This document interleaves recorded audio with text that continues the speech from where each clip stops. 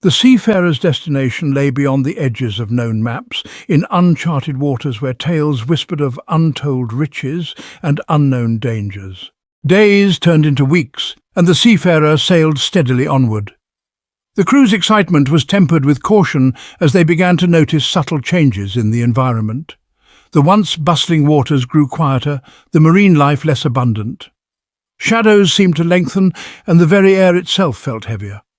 Old Jack muttered about the calm before the storm, his weathered face etched with concern. Captain Granger, ever vigilant, took note of these changes but pressed onward. He trusted his crew and believed in their mission. However, even the most seasoned sailor could not ignore the growing sense of unease that settled over the ship like a shroud. The waters grew darker, an almost imperceptible shift that played tricks on the eyes.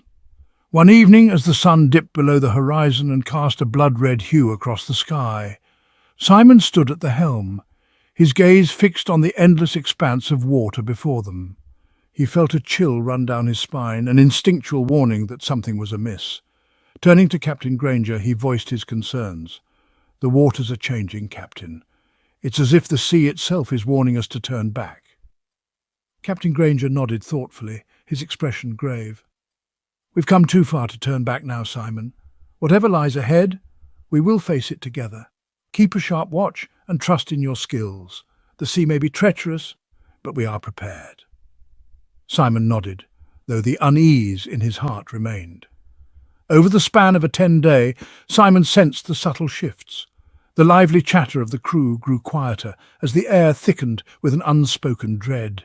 Even the ocean seemed to breathe uneasily, its vibrant blues tainted with creeping shadows. "Is it just me? Or does the sea feel different?"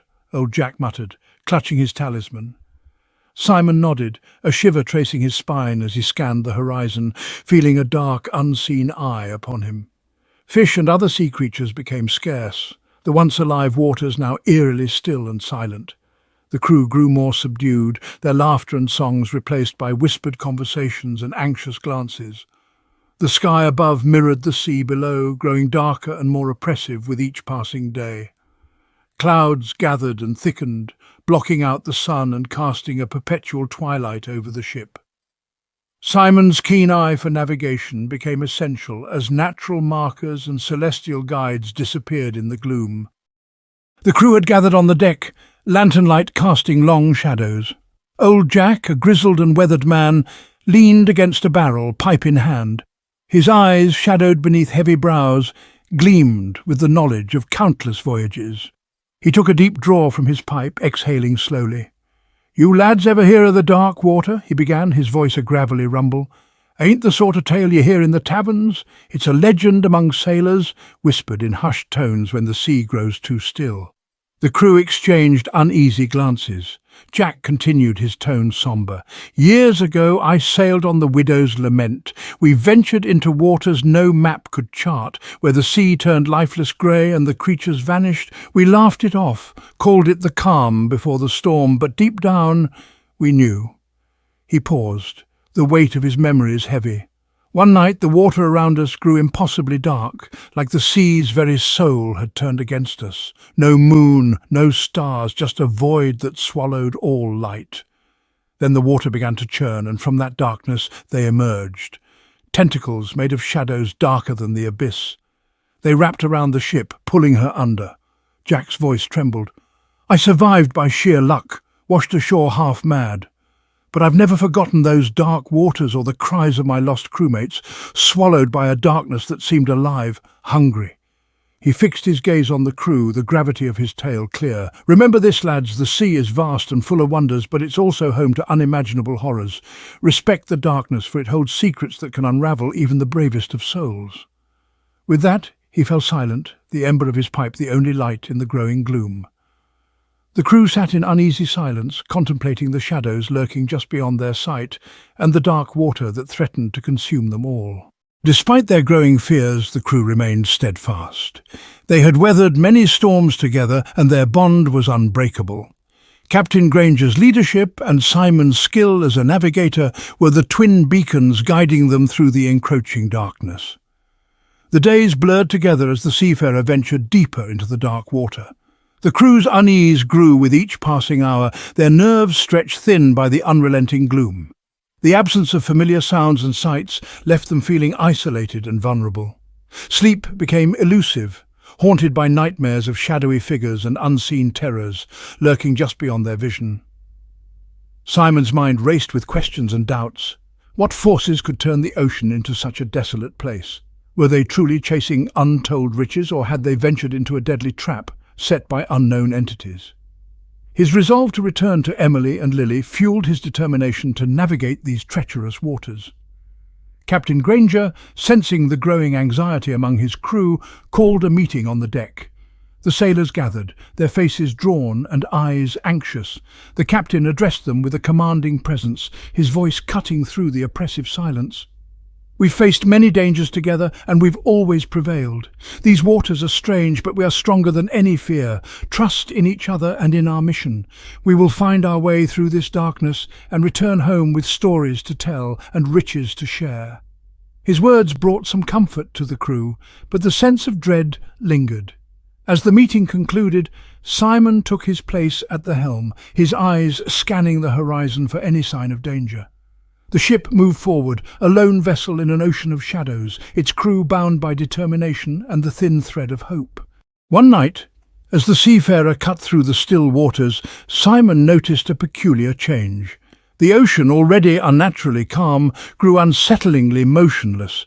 The air felt thick and charged, like the moments before a lightning strike. The silence was deafening, broken only by the eerie creaking of the ship's timbers. Simon's unease grew into a gnawing fear. He sought out Captain Granger, finding him in the captain's quarters, poring over maps and charts. The captain looked up, his eyes reflecting the same concern that gnawed at Simon. "It's too quiet, Captain. Something's coming. I can feel it." Captain Granger nodded, his jaw set in determination. "Keep everyone on high alert. We are prepared for anything that comes our way." Simon relayed the captain's orders, and the crew readied themselves for whatever lay ahead. Tension crackled in the air, each sailor acutely aware of the mounting dread that had settled over the ship. The following day dawned with an oppressive darkness that seemed to swallow any hint of light. The air was heavy with an unnameable dread, and even the smallest sounds felt magnified in the uneasy silence. As the day wore on, the murky waters around the Seafarer grew darker still, an inky blackness that defied comprehension. The crew whispered among themselves, wondering if they had sailed into the very heart of an ancient curse. Simon, stationed at the helm, felt a shiver run down his spine. The black water was unlike anything he had ever seen, darker than the deepest abyss, an all-consuming void that seemed to draw in light and hope. As twilight fell, the sky and sea became indistinguishable, merging into a vast expanse of darkness. The crew, driven by a sense of foreboding, gathered on the deck, their eyes scanning the horizon for any sign of danger. Simon stood alongside Captain Granger, their expressions grim and resolute. Without warning, the water around the Seafarer began to churn, the stillness giving way to violent turbulence. The ocean roiled and frothed, and an unnatural wind whipped across the deck, sending sailors scrambling to secure lines and sails. Simon's heart hammered in his chest as he fought to keep the ship steady. The ship groaned and shuddered as if the very sea itself was trying to tear it apart. And then, from the depths of the black water they surfaced, tendrils forged from shadows darker than the deepest abyss. The tentacles rose slowly at first, nearly imperceptible against the pitch-black sea, but as they grew in size and number, their sheer magnitude became terrifyingly clear. They were impossibly long and twisted, writhing and coiling like serpents made of shadow. A collective gasp went up from the crew as the dark appendages reached toward the Seafarer. Simon felt a cold primal fear grip his heart as he realized the true extent of the danger they faced. These were no ordinary tentacles, they were manifestations of darkness itself, an otherworldly force that defied explanation. Captain Granger's voice rang out, cutting through the chaos. "To arms! Defend the ship!" The crew sprang into action, drawing weapons and preparing to fight, but their efforts seemed futile against the overwhelming force that sought to pull them into the abyss. The tendrils coiled around the vessel, their hold unnaturally powerful, and began to drag the Seafarer down. Simon's mind raced with thoughts of Emily and Lily as he fought to keep the ship afloat. He slashed at the tentacles with his sword, but the darkness seemed impervious to their attacks. The ship groaned and buckled under the immense pressure, and sailors were thrown from their feet as the deck tilted dangerously. As the Seafarer was pulled deeper into the dark water, the sense of dread and despair became suffocating. The darkness encroached, making Simon's heart pound like a drumbeat of despair. Each engulfing shadow tugged at his soul, whispering promises of his doom. The cries of his crewmates faded into the abyss, replaced by an ominous symphony of a dark, malevolent laughter. A chilling dread twisted within him. In a final, desperate effort, Captain Granger barked orders to abandon ship. Sailors scrambled to lower lifeboats, but the appendages obstructed their attempts, crushing the small vessels and sailors with horrifying effortlessness. As the ship groaned under the assault of the shadowy tentacles, Simon's grip tightened on the helm. Images of Emily's warm smile and Lily's joyful laughter flashed in his mind, fortifying his will to cut through the darkness that sought to engulf them. But the darkness was relentless. The tentacles tightened their grip, and the Seafarer was pulled beneath the surface, swallowed whole by the black water. Simon felt himself being dragged down. His lungs burned for air as he fought against the inescapable pull, his vision dimming. When Simon regained consciousness, he found himself in a strange and surreal environment. The wreckage of the Seafarer surrounded him, suspended in a pocket of air within the depths. The darkness pressed in on all sides, a living force that seemed to pulse with malevolent intent. Disoriented and gasping for breath, Simon struggled to make sense of his surroundings. The remnants of the ship floated around him, illuminated by an eerie, otherworldly glow that seemed to emanate from the very fabric of the darkness.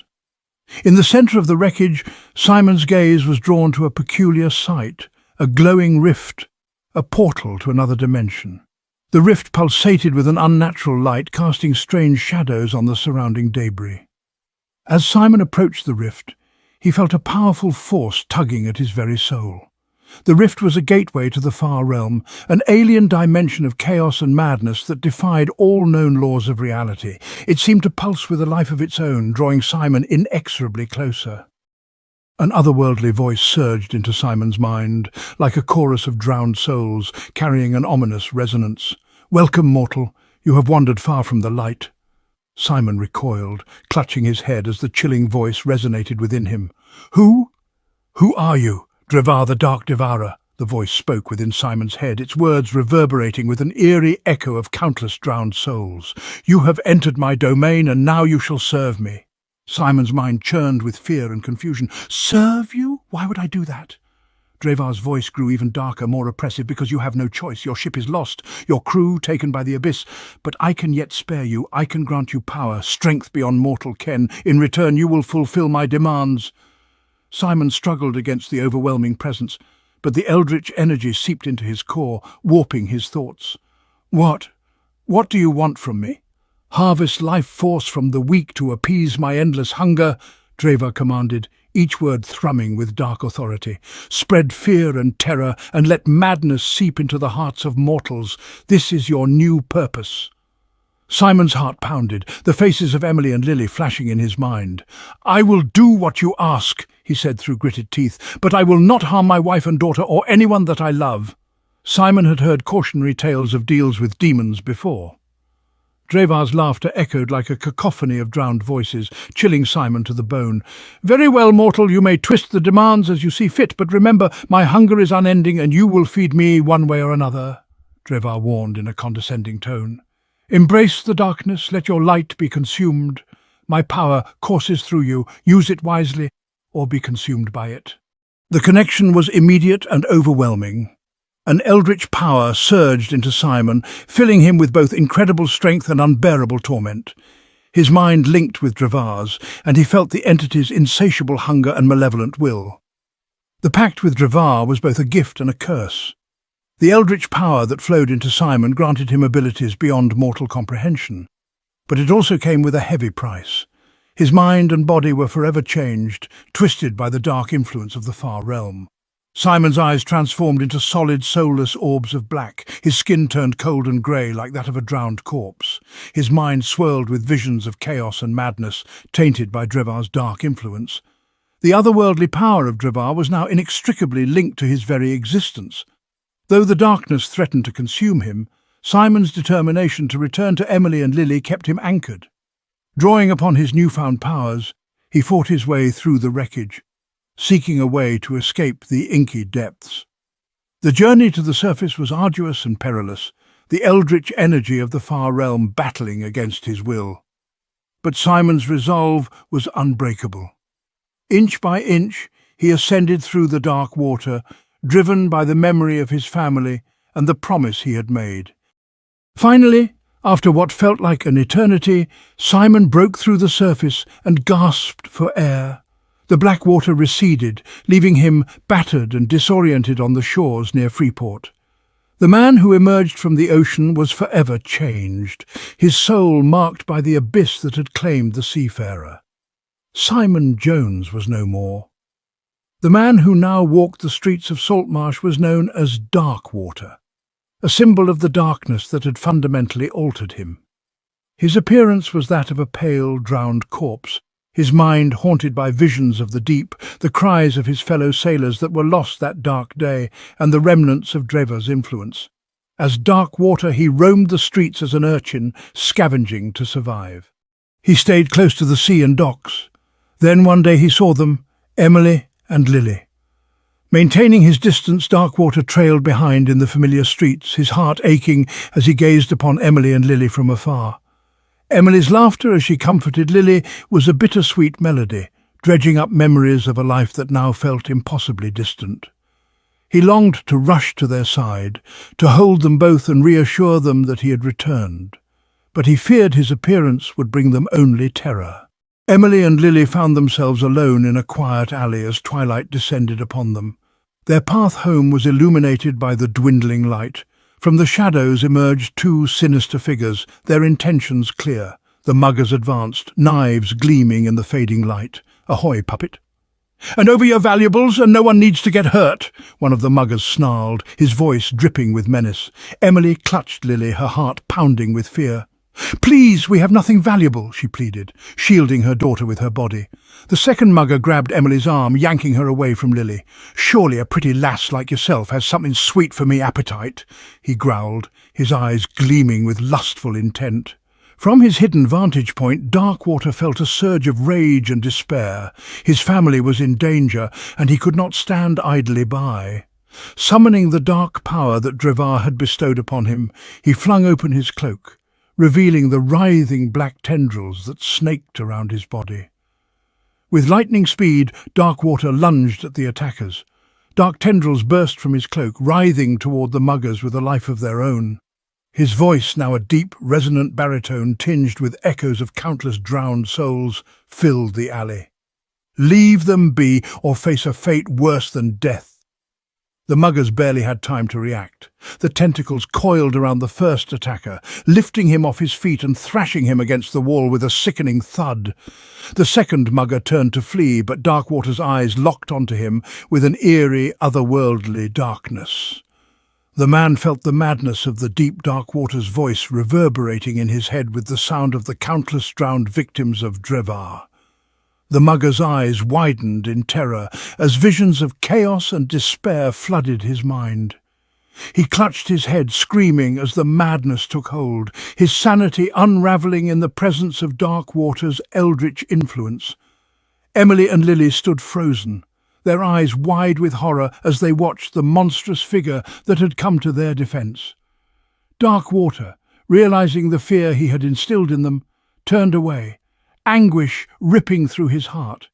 He could not bear to see the terror in their eyes, to know that he had become something they would fear.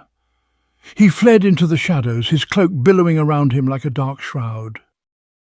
Finding refuge in a deserted alley, he sank to his knees, the adrenaline leaving him trembling and breathless. The events replayed in his mind, each moment a painful reminder of the chasm now separating him from his family. His thoughts turned inward, grappling with the reality of his transformation. "I am a monster," he thought, despair washing over him. But I can still choose how to use this darkness. I will become a defender of the innocent, a shadow that hunts those who prey on the weak. He looked down at his hands, dripping with thick black liquid. One day I will find a way to rid myself of this curse. I will earn the right to stand in the light with Emily and Lily again. Until then, I will use these powers to protect those who cannot protect themselves. I will be their dark guardian, their shield in the shadows.